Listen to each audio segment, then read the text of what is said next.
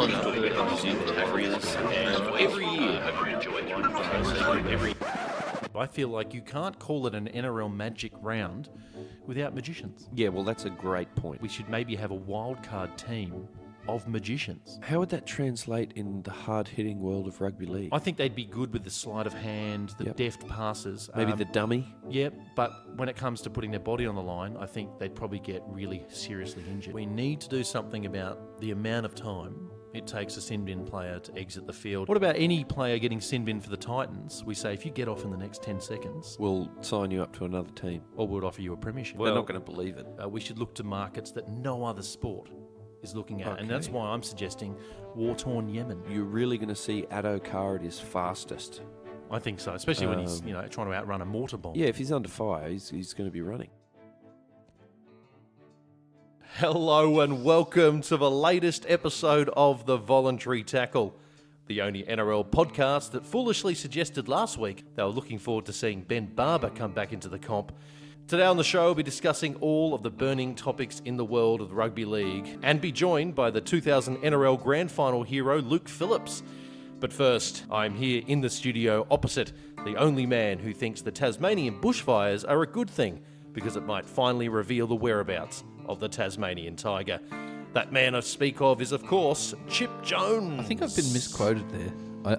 I don't know that I actually said it was a good idea to burn Tasmania. I'm not suggesting you started it. No. I remember you watching the news report. There's lots of fires burning out of control. I remember you thinking, that's a good thing, because we're going to see one of those fire scenes again. Yeah.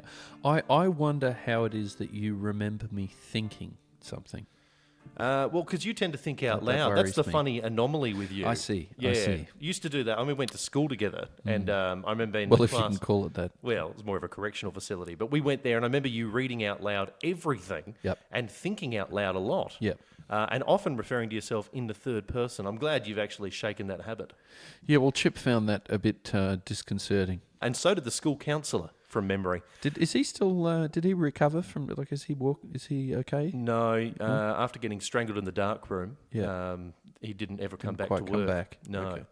Now, before we get into things, Chip, we're going to have to address something at the top of the show. Now, on the last podcast, we said something pretty silly, and for any of the listeners who missed it... Did we say it or did you say it? Because I get the feeling if I said it, it would be I said something stupid. Here it is. Do you think that Ben Barba was harshly done by? I kind of get the feeling he was, because all he did was a line of coke, wasn't it? Which really, on our show, you... Well, look at the off-season. That Did doesn't he compare do to both anything nostrils? I wasn't He there may to have just say. done one nostril. That's only half a problem. Is it really? Does it actually demote the level of criminality, You've does got it? to do it in stereo, man. Come on. There's the audio. It's pretty damning stuff. What do you think we've learned from that? Never say anything nice about Barba ever again? Well, I think we could start with that.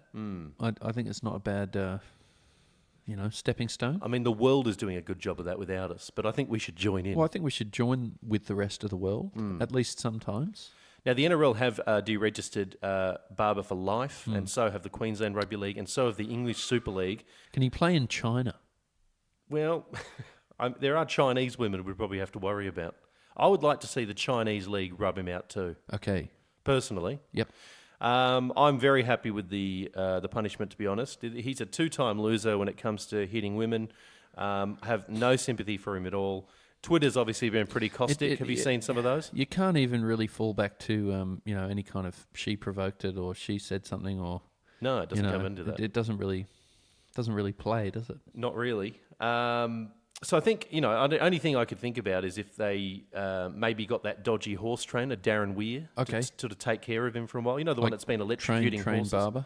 Well, yeah, and maybe just give him some shock therapy. Keep him in a stable. Leave him shit on the floor. Roll around in the hay. Give him an apple. Every now and again. Every once in a while. If he's earned it. Yeah. In a way, I think the NRL should have been a little bit nastier to Ben Barba and said, you're not banned for life, but you can only play when you're 78. Okay, yep. But just to give him that little bit of a carrot, and he might think, well, fuck it, I'm not going to earn any money any other way. Maybe I'll we try could- to keep fit until I'm a geriatric. Yeah. And of course, he's not going to make it, He's and not that'll be gonna part get of the there. fun. Yep, watching him try. Maybe we could have given him performance inhibiting drugs and sent him out. Actually, what kind? lobotomy? Oh, right, so just drastic surgery. Maybe we could just get into surgery if drugs aren't going to work for us. They've always worked for me, but maybe we could just cut bits off him. Right. Start with that. Very Reservoir Dogs. Yeah. Would you start with the cerebral cortex? Well, I'd like to get a bit out of him. Okay. You know. Yeah. This is getting very macabre, but at the end of the day, he has bashed a woman. Fuck him. Or well, if you're into that.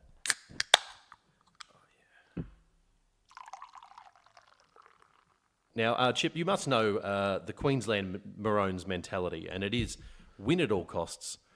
We don't like losing, which is why they've virtually won 31 of the last 32 series. But they don't take losing well, as it happens. They're not used to it. Only this week, they've approached the NRL trying to get Jason Taumalolo to play in a Maroons jersey, who's currently a Tongan representative. Yep. And is now trying to sort of search out a legal loophole. So they're trying to cheat. Yes, basically. that's. I like the way you short circuit these things because I'm a bit too verbose. It'll take a while to get to the point. This way, that way. But you're right. Basically, they're trying to cheat. But thankfully, the NRL have put the kibosh on that idea. They're a little bit like the Serena Williams of the rugby league world, aren't they? Okay, how so? Well, because, the only couple of times she's ever lost in her career, she hasn't taken it well. Remember that time she claimed sexism in the all-women's grand final? That's right. It was a man's fault. But do you think that the larger, more strong, roided-up JT should be allowed to play for Queensland this year? No. Well, we wrapped that one up pretty easily. What else do you think that the Maroons are capable of when it comes to trying to circumnavigate the system to win? Do you think they're going to pull out a few more tricks? Could be anything. Anything from politics to just you shutting off the power at the venue, right, under the bomb, and just play. And they'd have night vision goggles. Yep, and they'd just be ready to go, and then you drop the ball. Sorry. And would they call the game off in that situation? I'm assuming that all the lights go off. The Maroons, they pull out from the budgie smugglers the night vision goggles, and suddenly they're playing in infrared. Well, you've probably gone a bit far there. Well, I'm just assuming they've probably got a plan. You've run with it. I have. But which is great. It's what I do. But no, I was just thinking, they put up a high ball, pressure ball, and just turn the lights off for a sec, and then turn them on, and then we had a power outage. So you're talking about really momentary. Just momentary. So they put a bomb up. I'm trying to picture it again. Yep. It goes up. Big torpedo Latrell bomb. Mitchell's running back. He's going to get it. Lights go off. Suddenly, the lights come back on again, and Munster's got the ball underneath under the the posts. Yeah. I could definitely see them doing that. The thing is, I think you'd find that Mitchell would still be waiting for the ball to come down, and there's another ball on the field. Munster's got it, and he's scoring with it, and you think, well, I think we've been had here. I think this doesn't seem quite kosher. Fucking Queenslanders. They've done it again. Is there a chance that they put up a bomb, the lights go out, and then it comes back on again, and Cherry Evans just has no pants on? Well, look, I think we could go for whatever works for you. I mean, He is a weird cunt. While you got the lights off, why they call you Cherry? I'll show you. Look at this. Lights come on, and just Blake Ferguson's got 4 hotties. And he's just banging 2 of them. Yep. Hoping to get it over and done with. Hopefully this is consensual.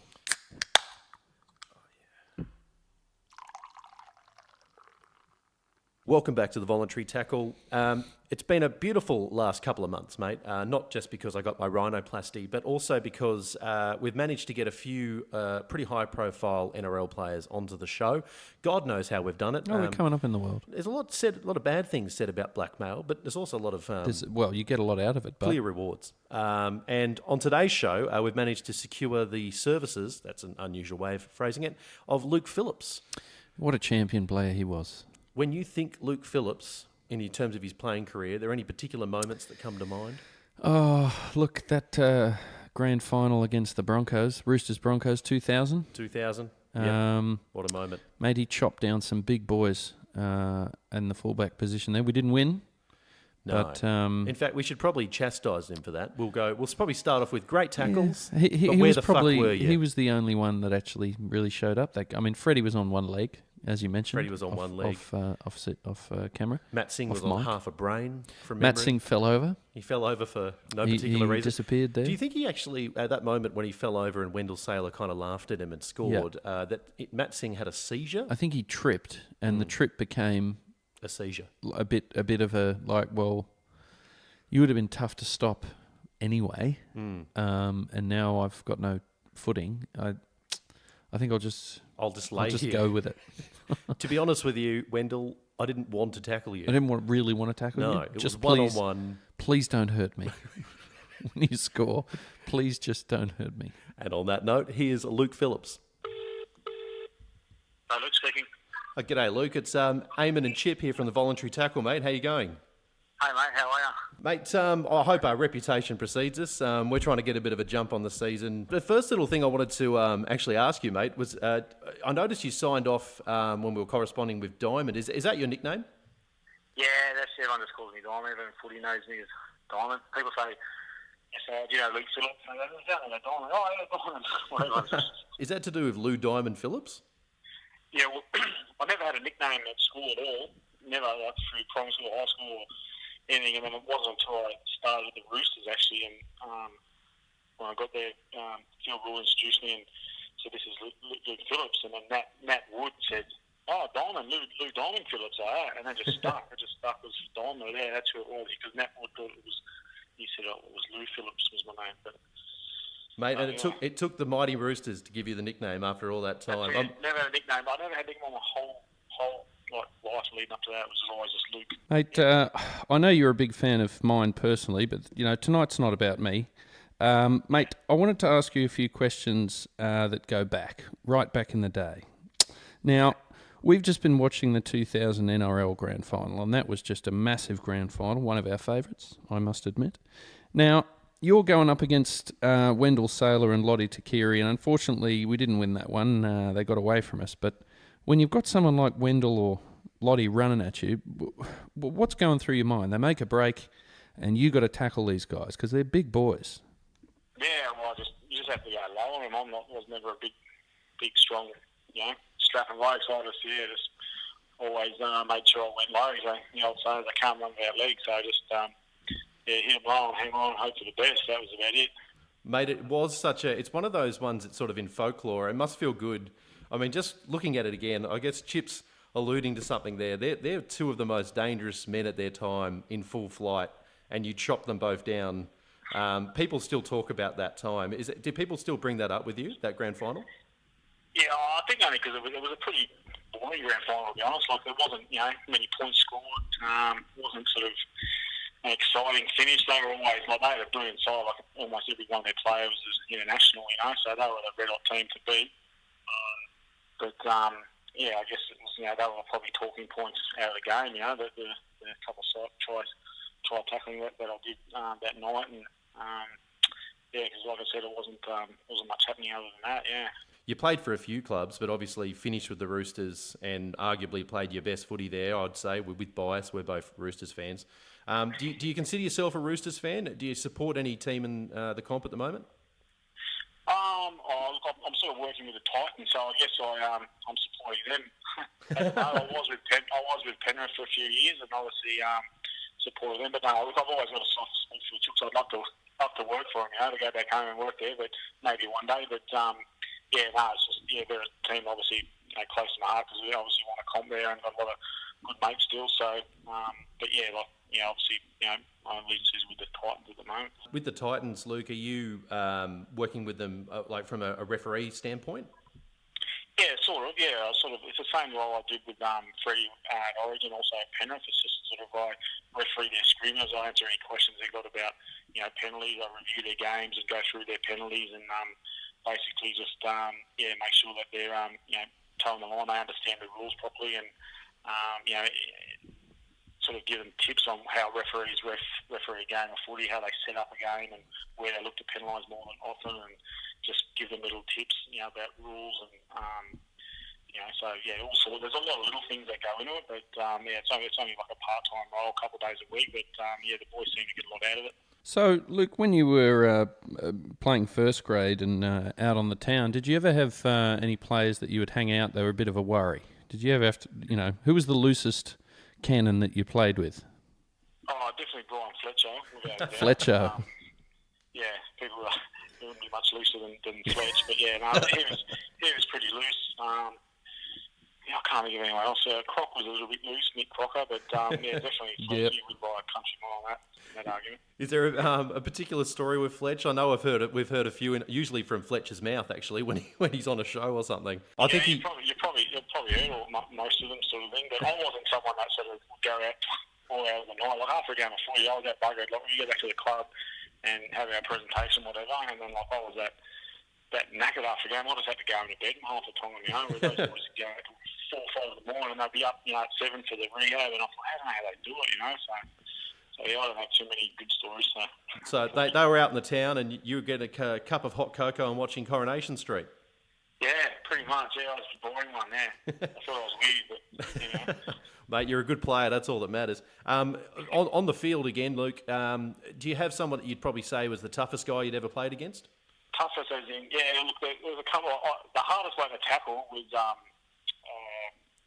Adam McDougall. Like without a doubt. Like I remember he was down the sideline once, and he came inside, and I tried to tackle him. It was just like getting hit by a car. Actually, like I've never felt someone like so hard. Like it was just like a piece of cement. But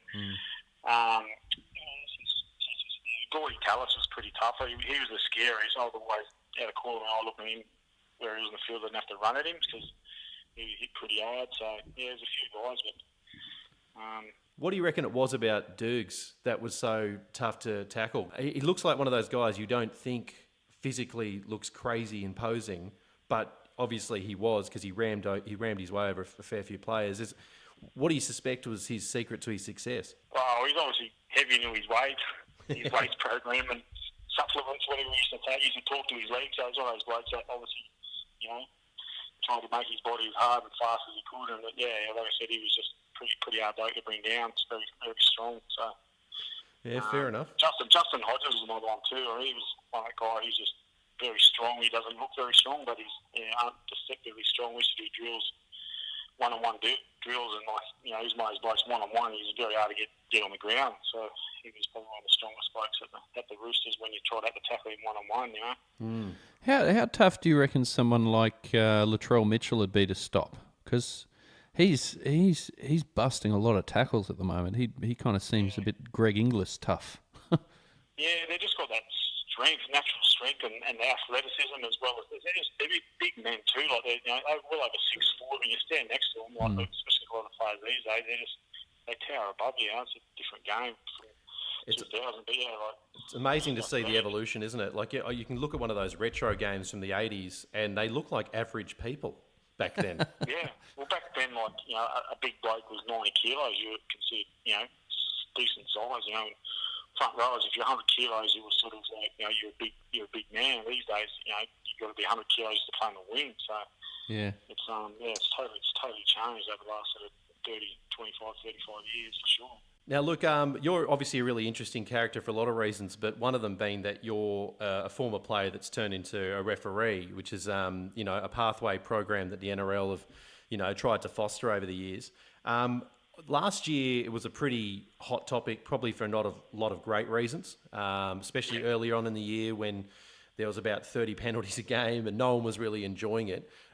We just interested to get your take, seeing as now that you're on that side of the fence. How do you see the state of reffing at the moment in the modern game? Yeah, look, it all depends on who's the boss, I suppose. Like, hopefully with Graham Annesley going in there, they'll sort that out as far as just let the players decide a game and not have such high standards. Like the thing that annoys the refs don't understand, how fast and intense the game is. As players, it's that quick, and as an ex-player, and when I refereed, I knew when a bloke was trying to have a limit, hold a bloke down deliberately. But sometimes you get these guys that hardly touch a guy, put a fingernail on the ball, and they get penalised, and it's frustrating for the players, and it's obviously frustrating for the fans. And hopefully we'll see that this year with Graham Annesley, who obviously was in the football world, last year, obviously with the Titans, and he would have felt that frustration. So hopefully they'll, just ease back on that. Like that's why Origin's such a good spectacle, because they don't nitpick those penalties; they just pick the standouts. Yeah. And that's where I struggled as a referee, to be honest. Like, I just, as an ex-player, if the bloke's half a metre offside, you talk to him, but if a guy's, 2 or 3 metres offside, you just blow the penalty because it's obvious, it stands out, So it's just, it was very frustrating. I think they were trying to get perfection, and the game isn't perfect. And even if they got perfection, they wouldn't be able to maintain it, going forward. I don't think, especially on the 10 metres. Like, it was just, so it was. Yeah, it was very hard and frustrating, but like I said, hopefully they'll sort that out now and we'll see some, flying through. Because what the refs got to understand is that when there's no penalties, fatigue sets in the game, and when fatigue sets in, it's very hard to wrestle and slow the play the ball down. Like I obviously train the boys at Titans. Once they're fatigued, like they forget all the drills that they do that to slow the play the ball down or to do this or to do that because they're knackered, So the game just flows. That's why again Origin was so good. And I think hopefully we'll see that this year with the NRL, that if they get to that stage, that let the players decide the game, and then the quick, fast men come into the game more, and fatigue becomes a big factor, which is what makes the game exciting. Do you think there's an irony that it takes the spectacle of Origin for the NRL to go, no, you can ref that with a bit of common sense? It seems a bit unusual that they clearly are applying different rules to Origin than regular matches.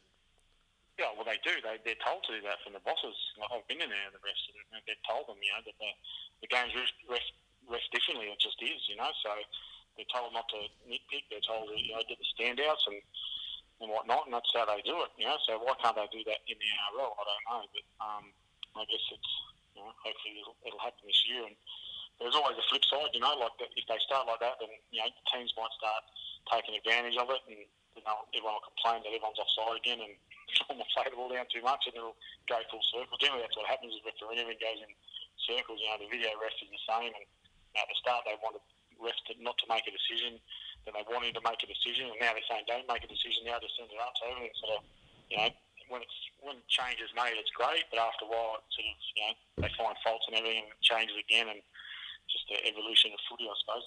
So, Luke, if you could, suggest a rule change, or if there was one thing that you would like to see changed for next season, what would that be? Well, one I always hated is when a player is sort of getting driven to the sideline or back in goal, and a referee calls held, and the players don't hear it, and then he gets taken over the sideline and they penalise it. I just think that we changed the one where they offloaded after the held call. That used to be a penalty. Now they just sit, like to take it back and play the ball again. So I just think that's another one because it's so frustrating for the players. Common sense. The crowd's yelling and they pick somebody up and goes to the side, and all of a sudden they get penalised for it when they didn't know. Why can't they just say, okay, no, I've caught him held out there, come back and play it, everyone's happy, So that's one I think they should. They probably will one day. Like, it doesn't happen that often, but it's a real big play against a team that's done a good job to pick a bloke up and throw him over the sideline. I just think, and sometimes, to be honest, the referee's called held too early. Like they'll call held where they should have let him go to the sideline, and they're forced to blow a penalty, and they get roasted by their watching them in the stand after the game. But in the end, it's a penalty that they could have avoided. Or if the rule was changed, if a bloke gets put back in goal over the sideline after a held call, just come back and play the ball like we do with the offload. So that'd be definitely one I'd change, and also probably the 20 metre, the zero tackle. I just think if it's that's one that's just should have been brought in, and because that can change a game as well. Like maybe change it from where the kick's taken.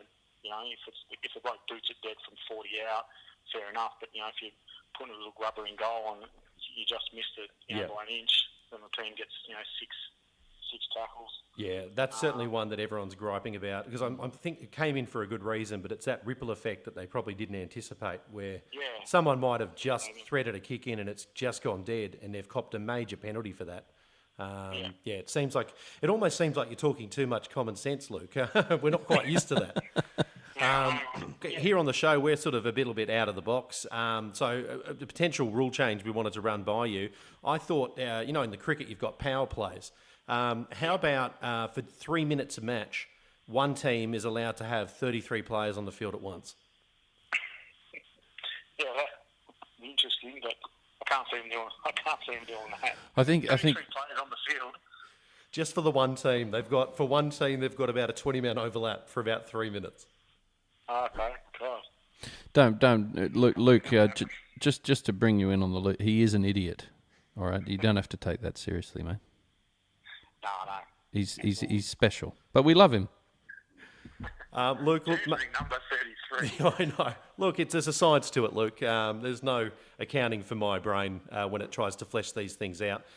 There was a whiteboard involved, but nobody else, clearly. But Luke, we won't take up any more of your time, mate. It goes without saying we're really thankful for you coming on the show. Very grateful. Very quickly before you go, what's your ambition for 2019? You're obviously working with the Titans. Do you still have an ambition of becoming regular first grade referee as well? Oh, no, look, I've left the refs. I left them about 4 years ago, and like I said, I was working with Penrith. But look, if one day down the track, if the opportunity comes to get back involved with the refs, if they thought that an ex-player who obviously was a referee could bring some value into their or some common sense, I suppose, into their ranks, I'd definitely look at going back in there at some capacity would be good. But at this stage, I'm sort of like at the Titans this year, and obviously helping Freddie again with Origin. And then just see what it leads from there. Well, Diamond, make sure we secure that dynasty at Origin level, and hopefully we'll have you on the show again.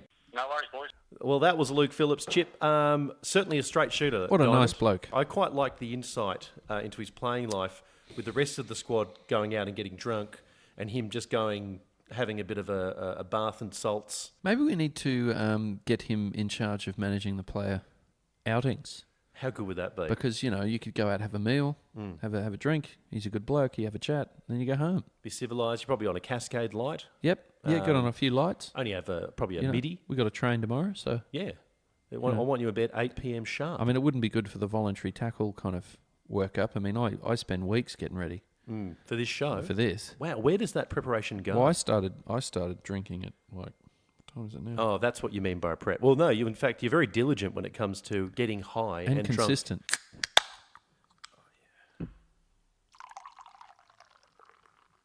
Welcome back to the voluntary tackle. Now, the NRL seems very intent, Chip, on handing down a stiff penalty to Dylan Napa. A big stiff one. Excuse the pun. Even though, from what I can see, he hasn't done too much wrong apart from have some pretty bad mates and allow Kane Evans to shadowbox in the background. I want to get your opinions, because when it comes to particularly pornography, for some reason, I always want to canvass your thoughts because, you're someone that's fairly well immersed. It's probably the nicest way of... That's kind. Yeah. Do you think Dylan Napa was pretty hard done by all this? Because apparently the NRL are looking to potentially rub him out for 8 weeks. I think he was done hard by, definitely. I don't think he can be really blamed there for the shadow boxing, because it was going on behind him. If you're going to make love to a young girl on camera in the dressing room, at least pay attention. At least kind of focus on her Have a bit. Some situational awareness. Yeah, just at least, try and talk to her a bit, or, try and make her feel good, tell her she looks nice, I don't know. But the shadow boxing, I think we've got to let that go. Well, I'm actually wondering if, in a way, Kane Evans has committed a bigger crime just by being fucking weird. Because he's in the background. It's pretty weird. Leak sex tapes kind of happen all the time. Yep. But how often is there someone randomly I've leaked punching that the many air? of mine. Have you? I've leaked hundreds of them. Right. On purpose? No one wants to play them. It's weird. But, I mean, here's my problem with this, is that for all of the NRL's faults, and they have many, this situation doesn't seem like one where anyone's committed a crime. The girl was there consensually. It was being filmed and everyone knew about it. It got leaked without his knowledge, and he's pretty embarrassed by it. What has he done wrong? To me, he's almost a victim here. Isn't he a victim of revenge porn, basically? Was it revenge porn? See, you get to an interesting point. I'm not sure that guys can claim that. I think that's mainly the girls can claim revenge porn. Well, I don't know if this is all confirmed, but from what I understand, it's a former clubmate he had a falling out with. He's posted this one online. It's all allegedly. I don't know anything. But if you that make was a great point there. Hypothetically the case, it is kind of revenge. It's kind of revenge porn, isn't it? Yeah, and so why penalise Dylan Napa then? Why penalise him? Yeah, why penalise him in that situation? Hasn't he been penalised enough? It's really not fair. He's been hard done by. If this would have caused such a big furore if instead of getting leaked in its naked form, they had those big sort of black circles that kind of over the private parts. Yeah, I see, like some kind of Like a censorship Exactly. going on. A sanitized version. Yeah. Do you think if that had gone out and there was, I don't know how big the black circles is, but it went out and you didn't see anyone's junk, all you saw. Yeah. In fact, there was probably a big circle over Kane Evans' shadow boxing as well, because that's disturbing. Yeah. And if they were out of the shot, this probably wouldn't have been such a big news Probably story. wouldn't have been an issue. So if they could have edited the revenge porn before release, then all of this could have been avoided. Yeah, well, see, we come up with the answers. It's what we do here on the show. Look, if there's anyone out there and you have a sex tape and you want to release it, just send it in to Chip Jones at the Voluntary Tackle. I will edit it for you. I love the fact that you've just handed out an address that doesn't exist. I'm a big fan of that. Chip Jones at the Voluntary Tackle. What does that Where mean? would that take you? Okay, so is that not going to bring me to porn? I don't think so, mate. How do I get porn? Is that your dark web handle? How do I? No comment. Mate, speaking of opinions, though, we did put out a poll in the lead up to this show, and we actually asked our listeners why the NRL is trying to punish Dylan Napa for having a sex tape leaked. What we had on the board was Kane Evans shadowboxing in the background. Was it the threat of a Ranger birth? Was it to take the focus off the NRL assaults? Or was it simply poor lighting? Mate, where do you think the zeitgeist Look, was? I went with poor lighting because there's nothing I don't like. You know, I mean, if I'm going to watch a porn video, a pornographic movie, at least get your lighting right. I want to see some shine. I want to see some, You want to see some high def? I want to see some high def shine. Well, you've gone with lighting, mate. That polled with 26% of the vote, but 38% thought it was to take the focus off the assaults. Do you think there is a bit of an NRL conspiracy here and Todd Greenberg's thinking, it's been a bad off-season, maybe we can just blame it all on Dylan Napa? Yeah, well, I think they missed an opportunity there with Barba. How Because so, mate? you throw your book, I mean, get as sanctimonious as you like with Barba. I think they kind of have. Just unload. Which is good. It isn't even sanctimony. He's genuinely a fuckstick. He's a dick whistle. I like the way it's a different segment and we're still teeing off on him, which is good because he's used to doing that on women, so fuck him. We had 13% for Kane Evans shadowboxing and 23% thought it was the threat of a Ranger birth. But there's a bit of a segment within a segment that we've got for you today, ladies and gentlemen, and it's called Ban 'em, Praise 'em or Fine 'em. Ban 'em, praise 'em, or fine 'em. But what I'm going to do is I'm going to give you a couple of situations of videos being leaked. And hypothetically, if you had viewed them, I want you to tell me, should we ban them, praise them, or fine them? Okay. Okay, so it's pretty straightforward. Yep. Now, the first one is, just to try to picture this, Yep. Paul Gallen is caught riding a kangaroo down the M4. Should you ban him, praise him, or fine him? How fast is he going? I'd say he's going 60. And, Yeah, and I'll paint the picture even a little bit more. Has he registered that kangaroo? I reckon fine him. The kangaroo's under significant duress. Yeah, no, fine him. Okay. Any vehicle Right. needs to be registered. Right. If it was a registered kangaroo, would that make a difference? I still want to bust him. Yeah. What would you fine him? How much money? A week? A week's A week's wage? wage? Yeah. Okay. I'd find out what he earns. 40K is a drop in the ocean, though, isn't it? Yeah. Okay, so you'd fine him. I'd fine him. All I'd right. fucking driving unregistered kangaroos around my M4. Fucking mug. Okay, I've got another one here for you. What if Luke Burt was caught masturbating to Ready Steady Cook? I probably wouldn't give him much praise, but I'd probably have to. I don't think I could fine him or in a, I'd have to say, all right, yeah, well, cool. I mean, how would you even ban him in that situation? Couldn't ban him. Would you Couldn't fine him. put his cock under lock? I mean, you could lock his cock up, but really just praise him and go, all right, ready, steady, cook. I mean, at least he's not doing anyone any harm. Or is there a little bit of devil in the detail here? If it was the fact that he was getting off to the green capsicum or the red tomato, would that make a difference? Yeah. Well, I mean, if it was red capsicum, then I'd be upset because I don't play that. Okay, fair Green enough. capsicum, no problem. So in the end, you're going to partially praise him. Is that right? I'll just give him a brief golf clap.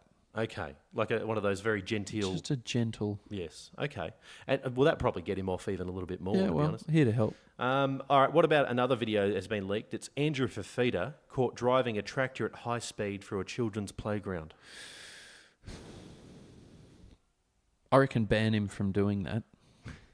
I reckon we should... There's a good starting point. We should ban him from driving tractors, period. Would you ban him from the NRL because of that? I'd probably just ban him generally. You just banned. Like, he can't buy milk, no newspapers, no toast. Walk into a cafe, can I get a flat? Mate, you're banned. I like that. The milk ban would really hurt him too. Yeah, just ban him. Hit him where it hurts. No food for you. You've been banned. Would you not probably ask him why he's doing it? That'd be the first thing I'd be going, well, what were you thinking? See, that's just where you come from. See, I love you, but you're naive. You don't ask someone, he doesn't know. Another one here for you, mate. Darren Lockyer is caught conversing with Rolf Harris about the merits of Q-Bart. This is a tough one because Darren doesn't seem like your average Harris. You'd have a lot of questions before you'd hand down a judgment. I mean, I didn't think Darren Lockyer was even into art. I think you have to fine Lockie. Okay. For hanging out with a pedophile. Well, look, I know he's locked up. Right? Well, he's out now. Is he? Yeah. He's on some weird release. Rolf Harris is out. Yeah. And interestingly today, he was spotted in a children's playground. Oh. And he was asked, not surprisingly, the principal said, "You've got to go, Rolf."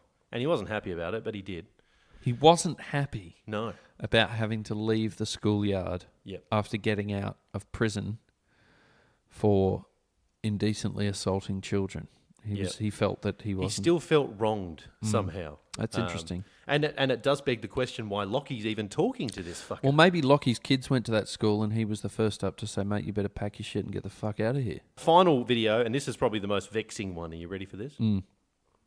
Mitchell Pearce is caught not panicking on the last tackle.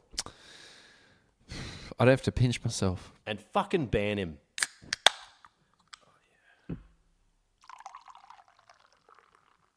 Well, that brings us to the end of the show. A very nourishing show again, I think, Chip. We've certainly presented a lot of information, a lot of useless information as well, and mashed it all together, smeared it on the wall, a bit like Julian O'Neill would do his feces, and let everyone listen to it for what it is. Well, I think it's only fair. I think so. Look, we normally end the show with some kind of lame joke from myself, but I think this week we'll go back to some sage wisdom from you, Chip. Okay. Some sage wisdom. I can kick off if you like. Okay. Let's both put some wisdom on the table.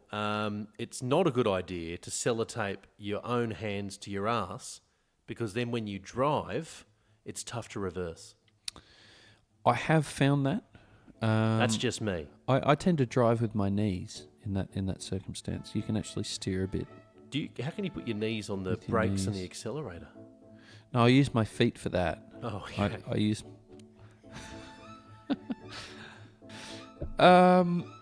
Sage wisdom. Don't let your ex-wife... No. I've got another one for you. Okay. If you must give a zucchini fellatio, make sure it's not a green one. Yeah. And preferably cut off the skin around the top part. Yeah. Give it a real frenulum. It seems to go in a lot easier. See you next week.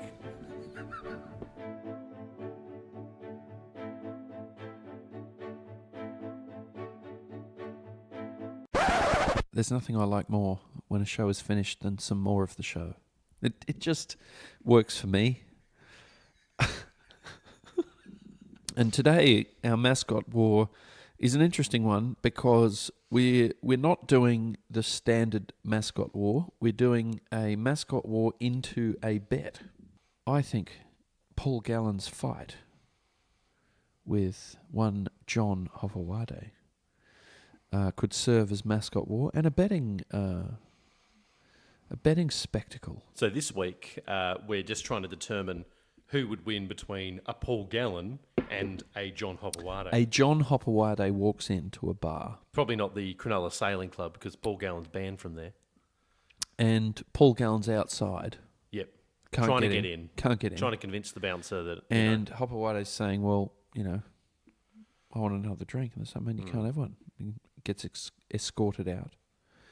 And what happens in the street? Straight away, it occurs to me that a small Honda Civic would struggle in a war with John Hopewade. Either one, really. Yeah. Make it a big car. Make it a sedan. So he's a tough customer, is what I'm saying. And I know Paul Gallen is tough too. But for me, it's going to be tough to see John Hopewade not winning, even though I think he's 5-1 on Sportsbet. He is 10 years older, though. I'm going to take Hopper to win, and I'm going to take him for a knockout. A knockout? I think Hopewade will knock out Paul Gallen. Okay. With his hands or with his thumb up the anus? I think he might go for a bit of a poke in the old tailpipe. Now, how's he going to do that through the boxing gloves? Because that's obviously difficult. Is he going to have, Special thumbs. right, like a protrusion He's actually through got the... special... No, they've just cut the cloth around his thumb. Okay. So he's got some insertability. Wouldn't that make Paul Gallen suspicious? Well, most people would sense that there was something wrong, but I think with Paul, he He doesn't sense too much. kind of just getting into the ring was, the order of the day. I think if you put Hopewade, say, back in the Crusades or back in, say, Genghis Khan's time, He'd come out all right. I think he might beat Genghis. Yeah, Or Genghis, however you pronounce it. yeah. So he's the type, he's a genuine warrior. Well, Jenga's not that hard to beat. Why? Because he's an Asian.